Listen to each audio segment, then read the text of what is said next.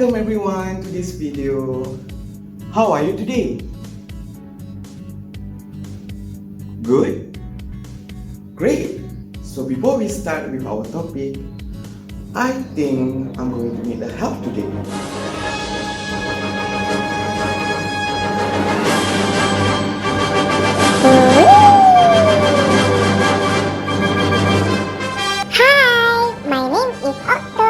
Your learning assistant. Let's have fun exploring the world together. Welcome, Otto. So, let's start our learning today with the topic Transport in Human and Animal. Topic 10.1 Types of Circulatory System. At the end of this topic, you should be able to justify the necessity of transport system in complex multicellular organism, identify substances that are transported by the transport system, conceptualize types of circulatory system in complex multicellular organism, compare and contrast circulatory system in complex multicellular organism.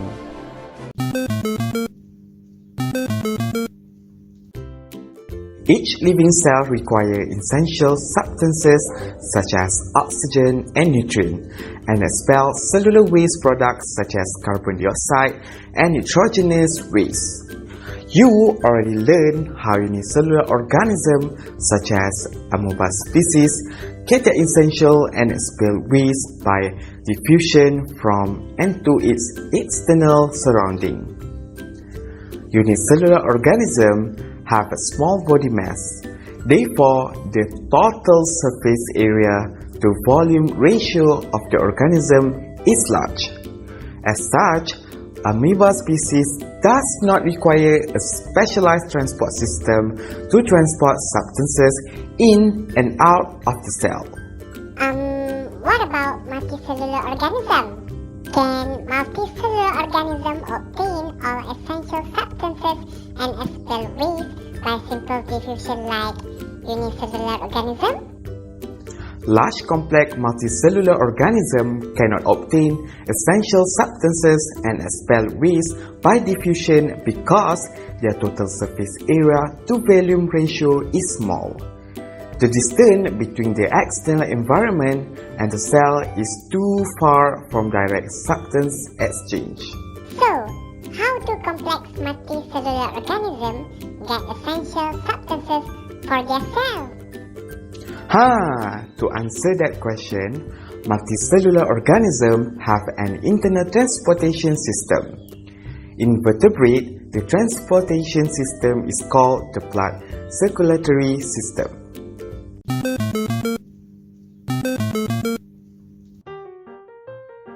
Circulatory system in multicellular organism is divided into two types: open circulatory system and closed circulatory system. In an open circulatory system, hemolymph flow directly into the body cavity and bathe the cell. Do you know what is hemolymph? Yes? No? Well, nice try. Octo, can you please tell us what exactly is hemolymph? Hemolymph is a blood-like nutritious liquid found in most invertebrates such as insects and mollusks. You are correct. In a closed circulatory system, blood is always contained in a continuous closed blood vessel and is distributed to the whole body. The exchange of substances that are essential to cell, such as oxygen and nutrient, occur across the wall of blood capillaries. Now, let us dive more deep into the type of circulatory system. Organisms that are using open circulatory system is insect. Organisms that are using closed circulatory system is fish, amphibian, and human. Let us take a look one by one. The circulatory system of insect is an open circulatory system. This means that one or more heart pump hemolymph through the blood vessel into the hemocoel.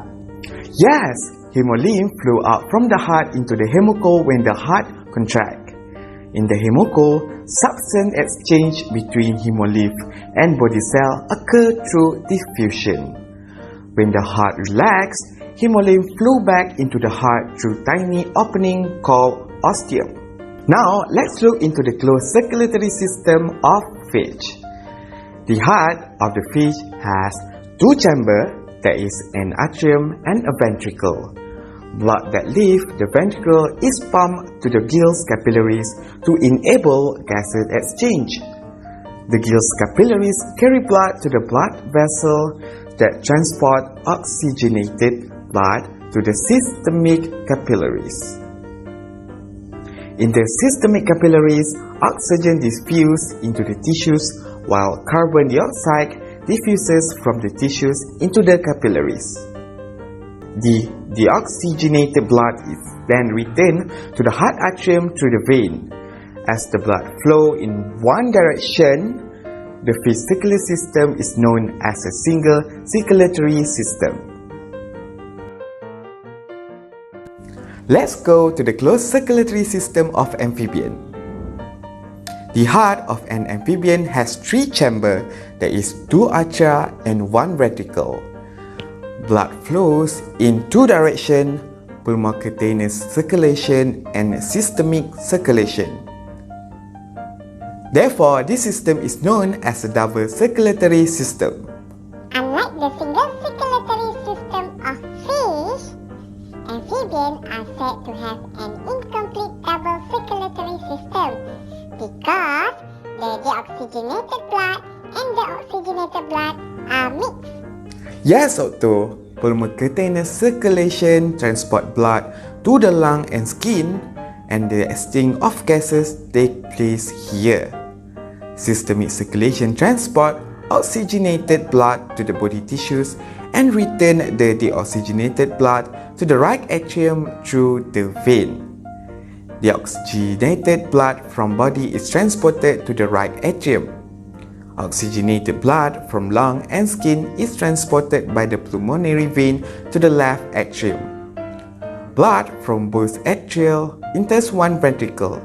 Although there is some mixing of oxygenated and deoxygenated blood in the ventricle, most of the oxygenated blood remain on the left side of the ventricle, while the oxygenated blood remain on the right side of the ventricle.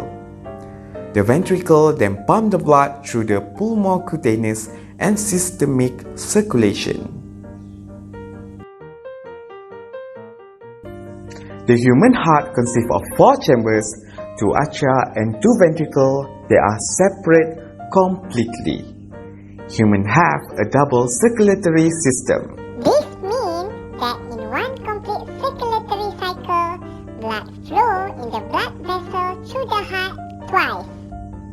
Yes, you are correct, Otto. As there are two different circulations, humans are said to have a complete double circulatory system because the deoxygenated blood and the oxygenated blood do not mix. For pulmonary circulation, the oxygenated blood is transported through the pulmonary artery to the lungs for gaseous exchange. Oxygenated blood from the lung is returned to the left atrium and flow into the left ventricle. For systemic circulation, blood is pumped from the heart to all the body tissues through the aorta. Then, the deoxygenated blood returns to the right atrium through vena cava.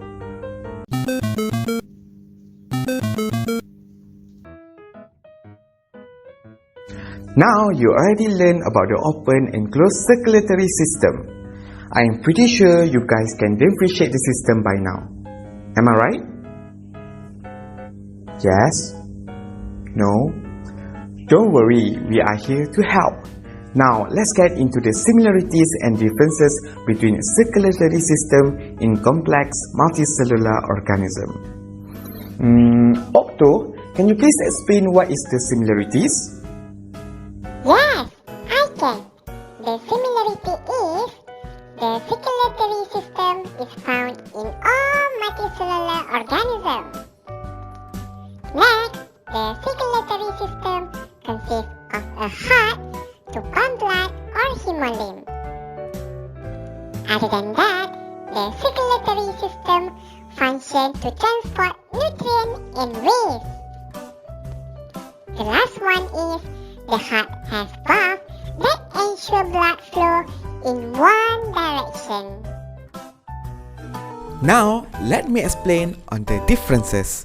For types of circulatory system, for insect, it is open blood circulatory system, while for fish, amphibian, and human, it is closed blood circulatory system. Number of circulation. For fish, it is single, but for amphibian and human, it is double. Number of heart cavities. For insect, it is the heart is made up of many cavity segments, so it is uncountable. While for fish, it is one atrium and one ventricle. For amphibian, it is two atria and one ventricle. And for human, it is two atria and two ventricle. For separation of blood, for amphibian, it is incomplete, while for human, it is complete.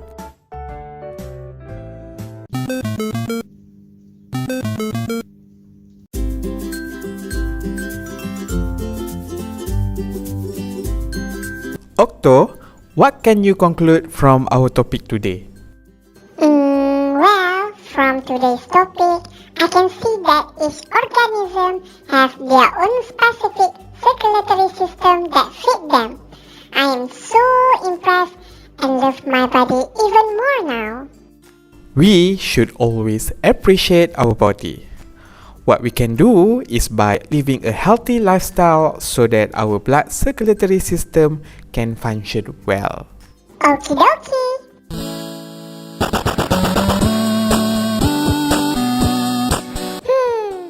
I am so sad. We already reached the end of the video. Yes, we hope that you guys enjoy our learning for today. Till we meet again, bye bye. Goodbye.